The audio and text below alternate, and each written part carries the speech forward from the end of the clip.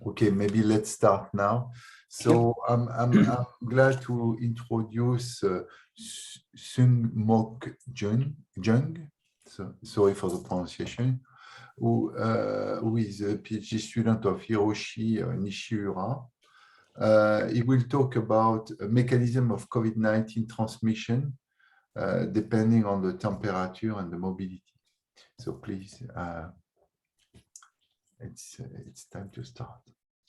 Yep, thank you for the introduction. My name is Sung-Mok Jung in Kyoto University of Public Health in Japan, and I'm a PhD student of Professor Nishiura. Now, the topic of my today's presentation is mechanism of COVID-19 transmission considering temperature and mobility. So I'd like to introduce a relevant study, which is predicting the effective production number of COVID-19 using these two possible driving factors of SARS-CoV-2 transmissions. Now, before taking up the main subject, I'd like to briefly introduce the background of this study, which is the effective reproduction number. The effective reproduction number, which is referred to RT, can be defined as an expected number of secondary cases arising from a primary case infected at time t. Now, if the value of RT is larger than 1, a sustained outbreak is likely, while the value of RT is below 1, it can be interpreted that the outbreak will die out in the future. So therefore, the RT act as a crucial epidemiological measures for monitoring the current transmission dynamics. And also it can be used for assessing the effectiveness of countermeasures during the infectious disease emergency situation like COVID-19 pandemic. Now, the left side is what our team provided to the Minister of Health during the early phase of COVID-19 epidemic in Japan. And I think this is the perfect example showing that how the RT can be used practically in the public health decision-making procedure. So as you can see here, as the RT, which is a blue line in the figure, reached to the value of 2, Tokyo governor officially requested their residents to stay at home. And however, despite of that, the RT was still higher than 1, indicating that the transmission will be sustained. So the national government declared a state of emergency to bring the epidemic under the control. So from this figure, we can see the RT can provide a valuable insights into not only our timing of intervention, but also effectiveness of interventions. But however, one important point that is when the study aims to evaluate the precise effectiveness of countermeasures, it is essential to estimate the RT as a function of infection time, like the figure in the left side, because it can represent accurate and immediate changes in the underlying transmission dynamics with respect to interventions. But as the time of infection are rarely observed in the real situation, the back projection method with the empirical delay distributions can be used for the reconstruction instance as a function of infection time. And the other point to be considered in the estimation of RT is time delays happen during course of infection. So various time delays may occur in the illness onset, seeking hospital, and reporting the surveillance system. And these time delays can cause underreport issue in lately infected cases. So what I mean is that some infected cases who contracted recently are not observed yet in the surveillance system due to the time delay from illness onset to report, resulting that the number of recent infection will appear artificially lower than actual one. And this phenomenon is called as a right truncation in statistics, and it can be a source of biases in the estimation of RT. Sorry. And accordingly, due to the missing observation of recent infection in the right truncated empirical data, the back projected cases at the end of time series tend to be not reliable. So for example, in Japan's situation, since the empirical observed time delay from infection to report was around 9 days, the back projected incidence at least 9 days, or since the 9 days is the mean value, so if we consider the 95th percentile of the distribution, roughly 14 days from the latest reporting date might be underreported. And it means in real-time manner, the precise estimation of latest RT value, which can represent the current situation of epidemic, are not available. But however, the association between SARS-CoV-2 transmission and mobility can shed light on this issue. So considering that the SARS-CoV-2 transmission is facilitated by human-to-human contact, the digital proxy of human mobility pattern, can provide an important avenue to infer the directly unobservable transmission patterns as a function of time. And indeed, the various data set of mobility patterns have started to become widely available during the ongoing COVID-19 pandemic, for example, from Google, Facebook, Apple, or various mobile companies. And the left side figure came from the published paper from Hong Kong U group. And in this study, the human mobility pattern was derived from the usage of transit card, which is quite actively used in Hong Kong. And as you can see here, in all age group, we can see the positive association between the human mobility and estimate RT.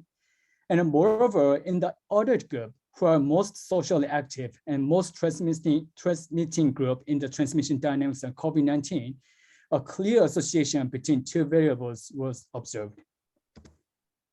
And in addition, a published study in the US and China have reported that temperature is also inversely associated with COVID-19 transmissions. So as you can see here, the estimated R0 value in each state in the US were inversely associated with the temperature. And also in China, the cold area showed a lower value of R0 compared to the southern part of China, which are the warm area in China. So actually, although that this inverse association between the temperature and SARS-CoV transmission is a little bit controversial, but it could be explained by two possible mechanisms. And the first one is cold temperature induces behavior changes and it increases indoor contact that is associated with the transmission risk of SARS-CoV-2. And a second possible explanation is the virus is suggested to have a better or greater survivability in cold environments, as was the case for human coronaviruses. Now, as you can easily imagine, since those data, the data for human mobility pattern and temperature are often more readily accessible than case counts, which are typically subject to a delay of 9 days. These data enable real-time assessment of interventions if they can be used to predict RT.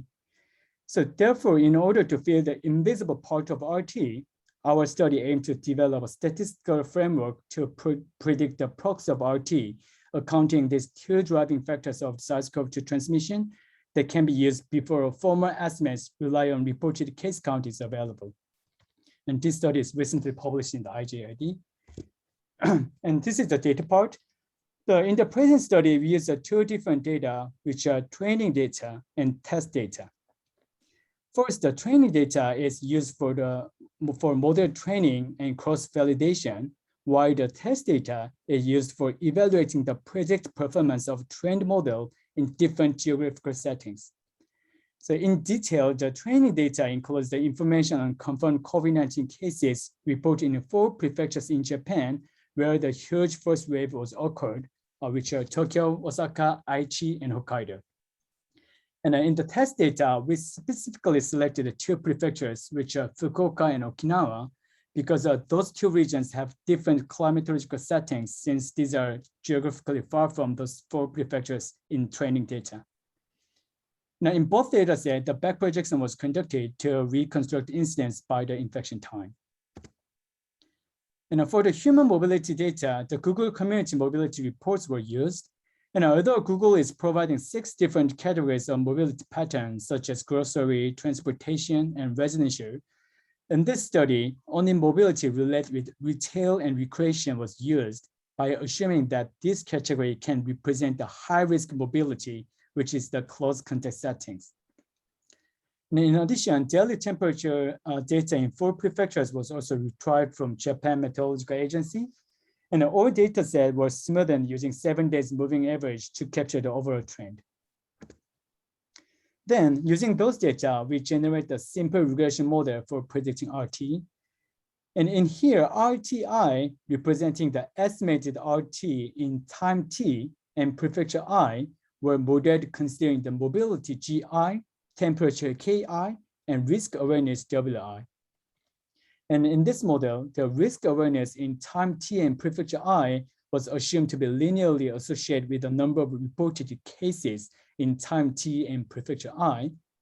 And each coefficient shown in the table was estimated by fitting the model to the only first wave and part of second wave of COVID-19 in Japan.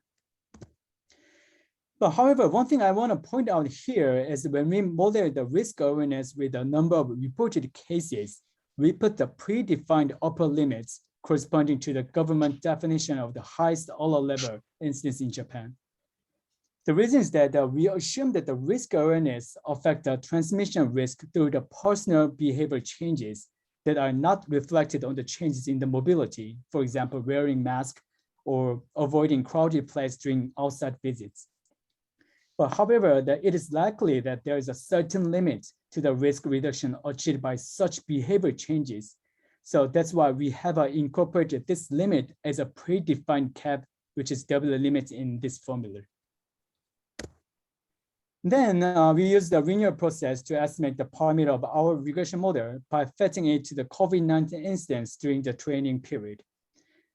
Before explain about this process, let me briefly explain what the Renewal process is. So the left side of this equation, the blue box means expected number of domestic cases, while the green box indicates the number of total cases who can involve in transmission dynamics considering the generation interval G. And in addition, to consider the reporting delay in the number of cases, a specific term with a time delay from infection to reporting was also considered in this process. So that's why we can interpret this RTI as an effective reproduction number on day T in prefecture I. Now, as we already have instance data, and also we know the distribution of generation interval and empirical reporting delay in Japan, so that's why we can estimate this RT, which was modeled with the previous regression model. And this is the result of RT prediction and cross-validation. So in this figure, the yellow bar represents the number of reported cases by date of infection. And the blue line and the shaded area are the estimate RT and its 95 confidence intervals from Renewal process. And the purple line and the shaded area are the predicted RT and its 95 confidence intervals. And gray bar shows the number of predicted infections using the conditional forecasting method. So as you can see here, even though the model was fitted to only red shaded parts, which are below 50% of the entire data, the predict RT and its 95 confidence interval will capture the overall trend of estimate RT. However, this model could not capture above changes due to the clustering, and also it over and underestimated when the strong intervention was implemented. And one of the possible reasons that Google mobility data might not fully represent the increase or decrease of high-risk transmission setting, which was derived by the state of emergency in Japan. And in addition, the performance of the model seems not perfect between the first wave and second wave, as you can see in the red box. But however, it should be noted that the estimated RT in this period are not reliable due to very small number of cases. So this can be ignorable. And still the model clearly captured the start sign of second wave by showing the RT value over 1 in here. And also we checked the prediction performance of model incorporated with only Google mobility and model without the risk awareness. And although the model with only Google mobility showed better performance in terms of root mean square error, RMSE, but it's almost linear trend near the value of 1. So it implies that the predicted time trend of RT using the model 1 was less informative from the perspective of public health. And moreover, the model without the risk awareness shows quite overestimate values when the surge of incidence happens. And lastly, this figure shows the test performance of the model in 2 prefectures of test data. And as you can see here, the predict RT is in line with the overall trend of ground truth RT values, showing the applicability of the proposed model to other geographical settings. And this is a discussion. So our result indicated the predict RT account for human mobility pattern, temperature, and risk awareness will trace the overall trend of incidence. However, the predicted performance was slightly diminished when RT abrupt changed potentially to super spreading and when the strong countermeasures were implemented in Japan. And also there are some limitations to be mentioned. So the first limitation is that Google mobility data may not be enough to represent changes in high-risk transmission due to interventions. So actually the transmission of COVID-19 is suggested to involve substantial individual variations considering a highly dispersed offspring distribution. So therefore, in Japan, strong control measures were imposed primarily on settings regarded as high risk, such as nightclubs, bars, or restaurants. But however, the resulting changes in detailed context pattern in those high-risk settings may not have been fully reflected on the simple summary data of human mobility, which are provided by Google Mobility. And the second, in practice, the risk awareness may decrease gradually regardless of number of reported cases. And actually, I think this is the most important caveat of our model, because a published study using a longitudinal data in the UK suggested that although there was a positive association between the COVID-19 case and risk perception, the risk awareness might be mainly driven by psychological factors than on objective measures like the number of cases. So for example, even though the number of cases continuously increasing, if people feel they cannot make any significant difference to reduce the spread of virus, the risk awareness might be decreased over time. And the last limitation is that when a nationwide vaccination starts, the simple regression model accounting for only the mobility and climatological factors will not be enough to predict RT. And for the last part of my presentation, I would like to briefly show how this prediction model could be practically applied into public health decision-making in Japan using the real-time RT projection in Tokyo. So basically what we did is that based on the previous model, we updated the model a little bit. So first, instead of relying on Google Mobility, we use the de facto population in this model. And the de facto population is population size in 7 popular areas of Tokyo at 10 to 12 p.m. based on mobile phone usage. And since this data can fully represent the proxy of human mobility pattern in high-risk setting, especially in nightlife districts, we believe that the model using the de facto population can provide more accurate prediction of RT. And also in the current model, we remove the risk awareness to minimize subjective indicators, which are hard to be quantified well. And unlike the time when we built the original model, actually the new SARS-CoV-2 variants began to be observed in Japan from January 2021. And those variants, including Alpha and Delta variants, outcompeted conventional variants with their higher transmissibility really rapidly in Japan.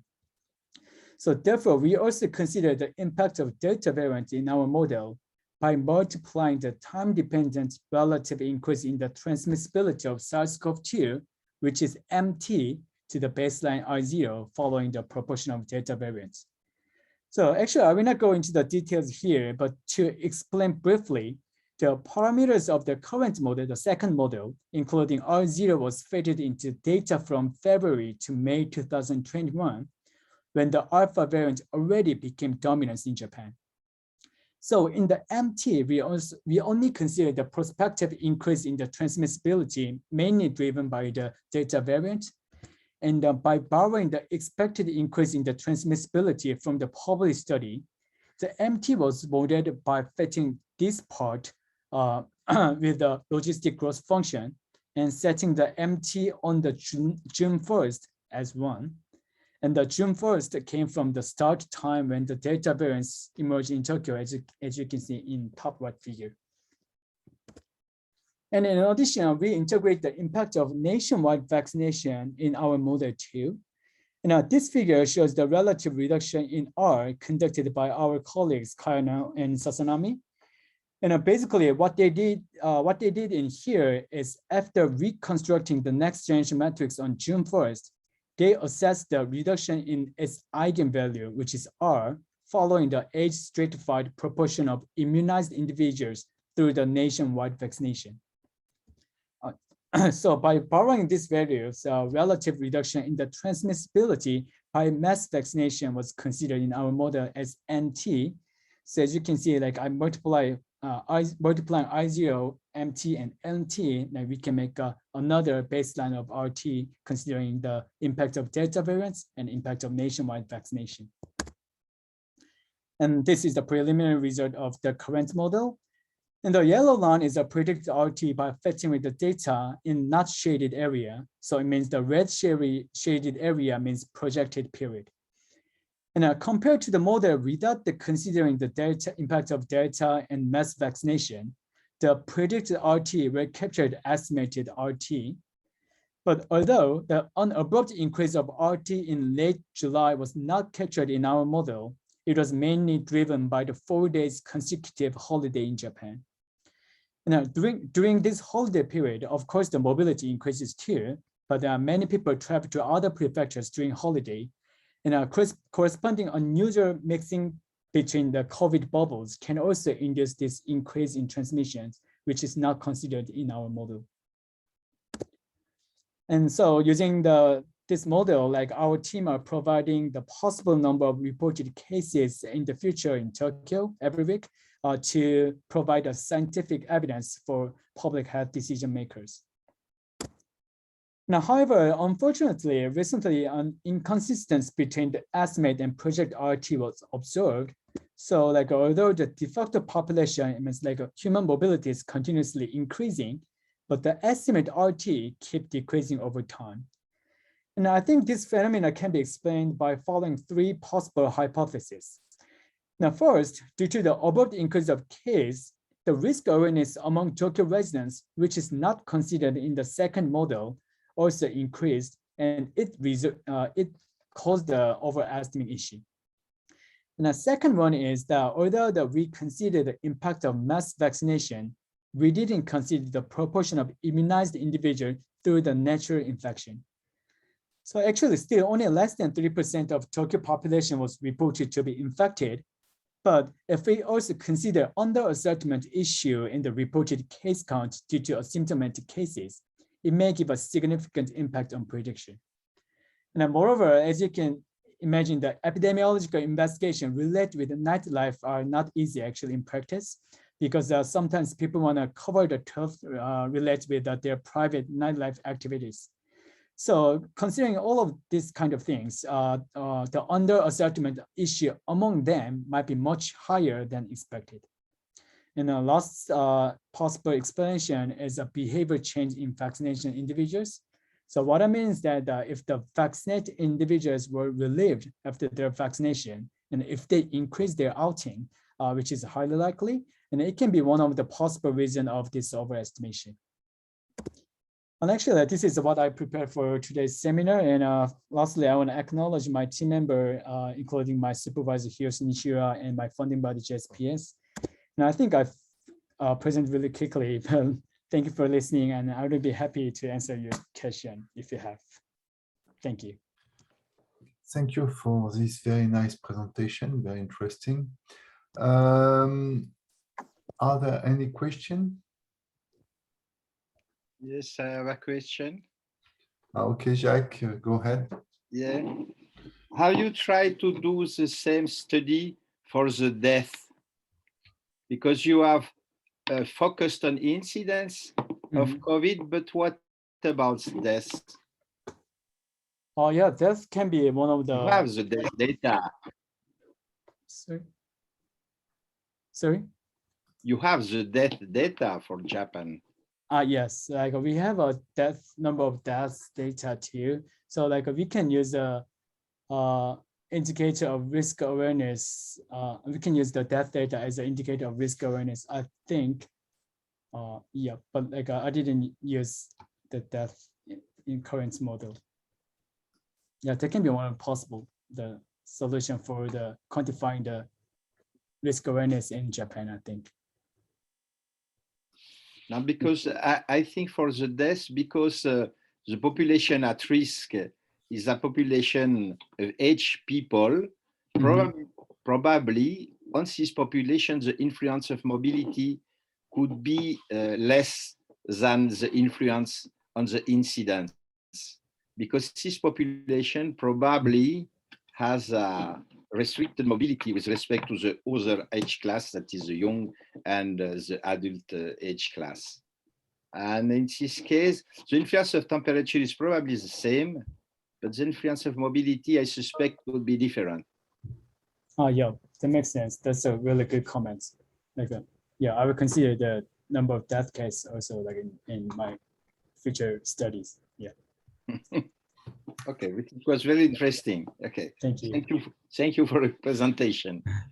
Thank you. Robin, it's your I think you want to ask a question. Please go ahead. Yes, please. Morning. Thanks for a great talk, Sungmok. That was really interesting and excellent. I just had a quick question about the figures for Tokyo, on which you have the green lines and the orange orange lines. Yeah, my question is just what is the time scale? Can you tell us more about the orange line, and what is the sort of time scale over which projections are being made? Because I guess you estimate RT, and then can you tell us more about the projection aspect? So like the blue line is estimate RT from the linear process, and like a yellow line is orange line is projected RT, and like I fitted this model with the RT with the estimated RT during this not shaded area, and from this red line I projected RT. So this is comparison between the projected and estimated, but this is the fitting results. I see. So in the pink area, you're not using any incidence data in the projections except from before, or yeah, are you also yeah, in the pink area, I used only the de facto population, human mobility, and the temperature, and also the impact of Delta variants and mass vaccination. Interesting. That's really cool. Thank you. And then just one other brief question, actually. So you mentioned during the first part of the talk, you mentioned about how the estimates are less reliable if case numbers are smaller. And I guess I just wondered if you had any ideas about what sort of policymaker should conclude from that. Like, is there any way should there be some threshold where if the cases are small enough, you would conclude that the estimate shouldn't be used for policymaking, or how can someone deal with this uncertainty? So it's quite a hard question, I'm sorry. That's a really good question, actually. Yeah, as you can see here, like if case count is really small, the CI band is really wide, and like we cannot we cannot believe the estimate RT is the answer, actually.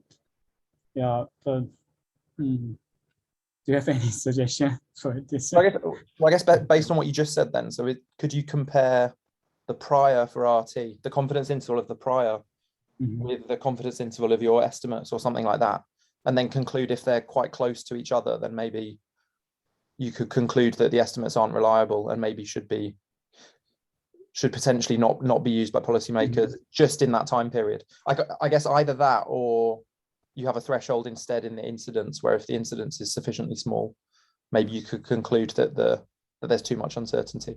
Well, maybe one of those. This is possible. Actually, like this popular has a confidence interval too. Like because of lots of data set and like we have lots of data point, the confidence interval is really narrow, so you can see here, but like slightly there's a shaded area. Right. You can compare the confidence interval between the projected and estimated RT. Yeah, that sounds good. Yeah. That sounds good. Sounds great. Thanks. Thank you. Are there any other questions? Let me check if somebody's. Oh, sorry. Can I ask a question? Sure. Go ahead. Thank you for your great talk. I have a small question. Like for Japan, actually, you have Hokkaido and Tokyo. And Hokkaido, the demographic is quite different, but also the temperature is quite different. So was you able somehow to see this difference between Tokyo and Hokkaido for your model or no? That's also quite a good question. So you mean like because of different population, the transmission? Yeah, usually like in Hokkaido we have minus temperature, and the winter actually is the much cooler. minus temperature is considered in the model in here. The temperature is, as you can see here.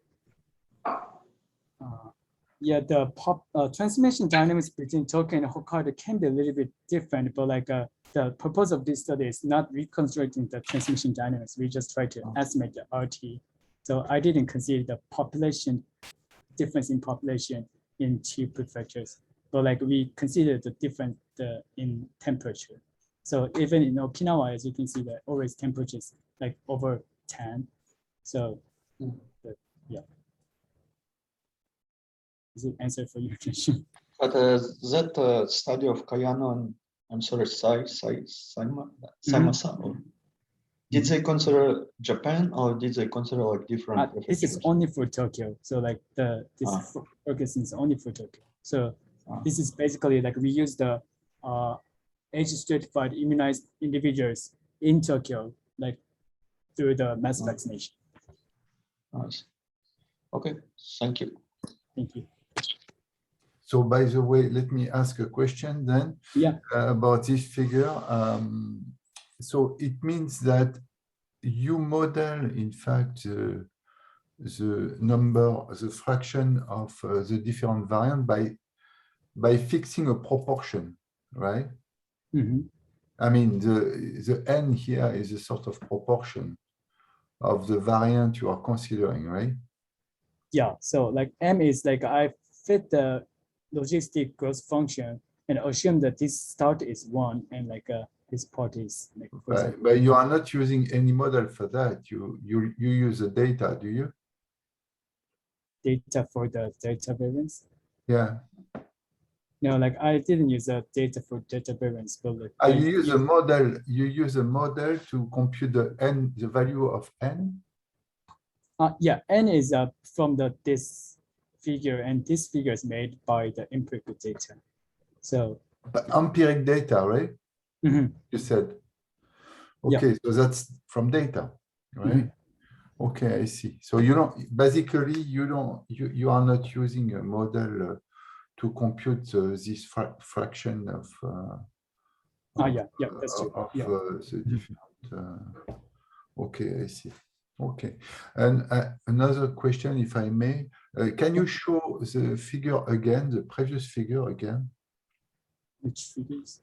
This one, maybe. Yeah. So I see that you are able to reproduce the week, the oscillation, the weekly oscillation or something. Is that always true? Does it matter when you start, the day you start, from which you start to use your model, your prediction? Does it matter, or are you always able to reproduce this sort of oscillation? This oscillation is an estimated RT from the empirical data, so that's why they have oscillation. But maybe model is also another reason for that, right? And but that's the day at which you start to run the model matter. Yeah, I think the start of the model can change a little bit, like not significantly at all, because like I fit that from here to here. So even though like I start from here, like it doesn't change a lot.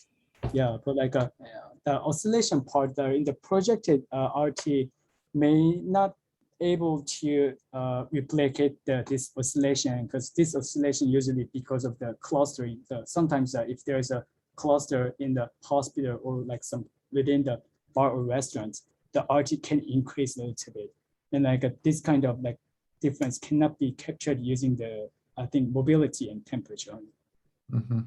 Yeah. Well, cluster is one explanation for those oscillations, but there are others actually. Okay, I see. So this oscillation may not be always be well reproduced, in fact, from the simulation. That's what you said, right? Yeah. Okay. Thank you. So any other question? I guess it's sorry, go ahead. Sorry, I would like to very interesting talk, and I want to ask, have you ever considered some variation in susceptibility? Variation in survivability? No, susceptibility. Susceptibility. Yes. Yeah. Yeah, actually, like I didn't consider variation susceptibility because like you mean the age variation or age specified. Yes, some different age group have different susceptibility. Yeah, but like what I did in here is like I estimate RT from the entire population, and then the purpose of this study is like not reconstructing the transmission dynamics, like it's rather than forecasting the RT values using the mobility and temperature. So like I didn't consider the susceptibility, but like a susceptibility in here, like maybe like susceptibility change due to the mass vaccination is considered in here. Because like what we did here, what the Kaino and Sasanami did here is they estimate or reconstruct the next generation metrics in here, And we have an empirical data of age-stratified immunized individuals by mass vaccination. So using the estimated next generation metrics and empirical data of vaccination, we estimate the reduction of RT. So partially the changes in susceptibility due to the mass vaccination is considered in here, but not in my model. All right, yes, Yeah. that's right. Thank you. Yeah, thank you. Any other question? I may have a last one then. Yeah. Can you show your at some point I saw a figure where you show the effective reproduction number from the beginning of the data or something. Is that somewhere? Oh, no, later on, maybe. After that, after, maybe, no, not here. Maybe this one, I'm not sure. Yeah. So, in fact, but the question is, can you show the figure? The question is, to me,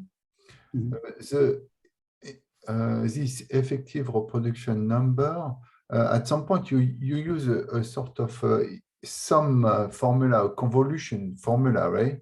I see. Yeah. That's yeah, this one. From this formula, you can see that you are not taking care of the initial number of infected there, the effect of infected people at the beginning, right? This RT is actually estimated in every time t.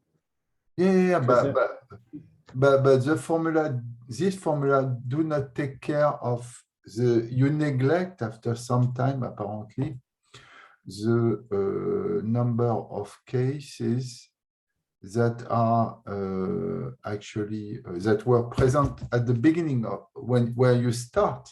Yeah. This makes sense. To use this formula. So basically, there might be some bias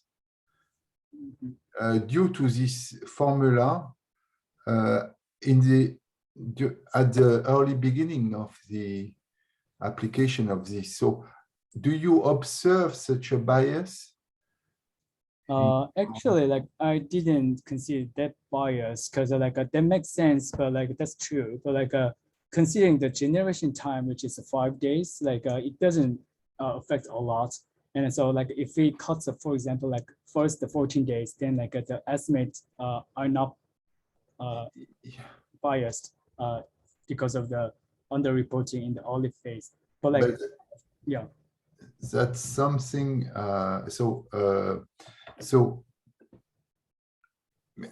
what I mean by that is that your initial, some effort should be made to if you want to, this type of method are correct after a period of time that is corresponding to this, say 14 days, but you need 14 days from the beginning to start to use that, right?